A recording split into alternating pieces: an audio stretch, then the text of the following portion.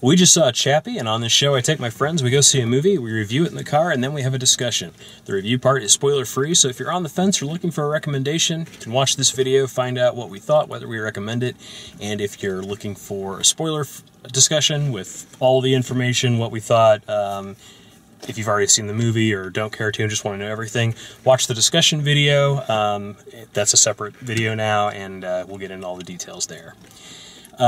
Chappie is the new Neil Blomkamp film.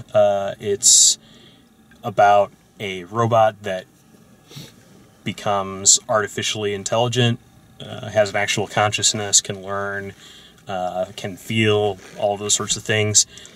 And it's gotten a lot of hype because his previous movies, District 9, Elysium, have been smaller successes, smaller budgets. This one's more of a big budget. It has more of a mainstream hook to it and more of a mainstream action feel to it overall. It's definitely a R-rated action movie in the same way that, you know, something like Transformers is a mainstream action movie. And it's kind of not great.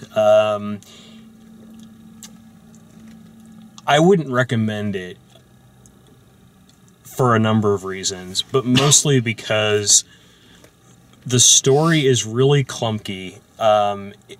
It doesn't differentiate itself enough from movies like RoboCop and Short Circuit, and that wouldn't be a problem in and of itself, but it takes so long to tell us things that we already would understand in shorthand.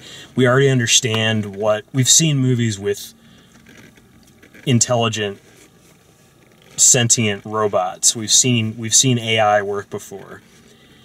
It takes it so long to set all those things up, and it takes so long for all of those things to come together that it doesn't spend enough time really focusing in on Chappie or anything that makes him unique. He's just sort of a design and a parrot of what's happening around him. And really it's not until like maybe the last 30 minutes or so that the movie differentiates itself from those other stories.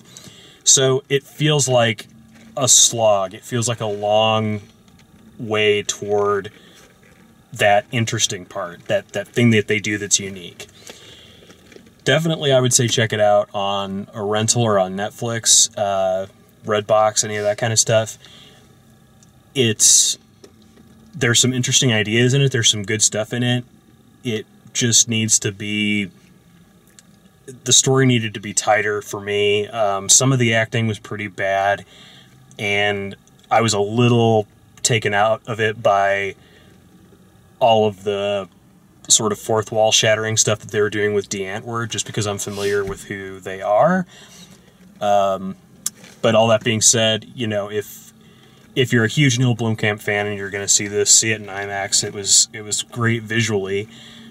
It's just the story doesn't quite hold up for the running time, and it doesn't quite pick up steam and get going.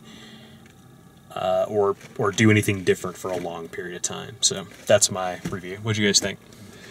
Yeah, I went into it really hyped up because I'm a fan of the director, which thank God you said his name because I couldn't couldn't pronounce it. Mm-hmm. Yeah, thanks.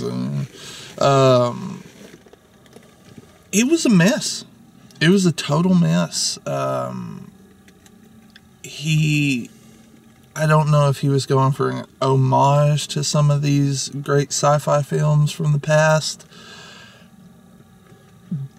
but it was like every scene was like, oh, well, that's out of RoboCop. Oh, that's out of this movie. That's out of this movie. And it was, like you said, the last 20, 30 minutes were excellent because they were unique. His. You know, they were his vision, I guess, and I really don't know where it went wrong, but it just doesn't work. It's not to say it's a bad movie. It was definitely entertaining. Had some really cool visuals, you know, Chappie you kind of forget there for a minute that he's a robot. He just kind of blends into the scenery after a while. I wouldn't go see it in theaters, to be honest. I'd wait for DVD. Yeah, it was a slog. Yeah. It was a slog to sit Oh my through. God. And it could have ended after an hour and probably 20 minutes.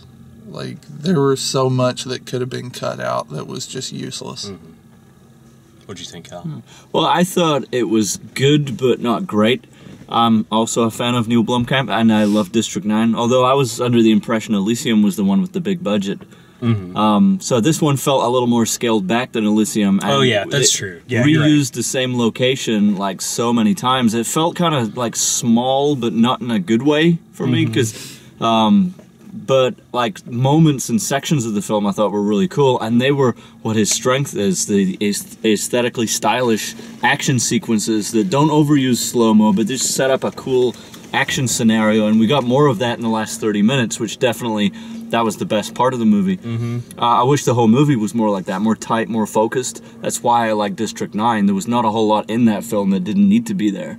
But this film, there was lots of stuff, like you're saying, that you could cut out and still have the story there, because there wasn't a whole lot of meat to the story. It was just stylish action pieces with regurgitated sci-fi themes. Right. Yeah, and if this story had come out in 1975, Mind blowing. it would be incredible. Yeah. But it didn't. It came out in 2015. Yeah. And it's 30 years after most of the movies that it's And kind of... funny enough, it was set in 2016 or so, which seemed Yeah. a bit soon for, such technological in advances. the not but, too distant future. yeah. All right, well, that's our review. Check out the discussion if you want to see what we talk about with all the spoilers, much more information in that. If it sounds like a movie you want to see, don't let us spoil it for you. Go see it yourself. Check out all of our videos. You can like them, subscribe to them here on YouTube. Also, all the written and video reviews are always at dalemaxfield.com, and thanks for watching.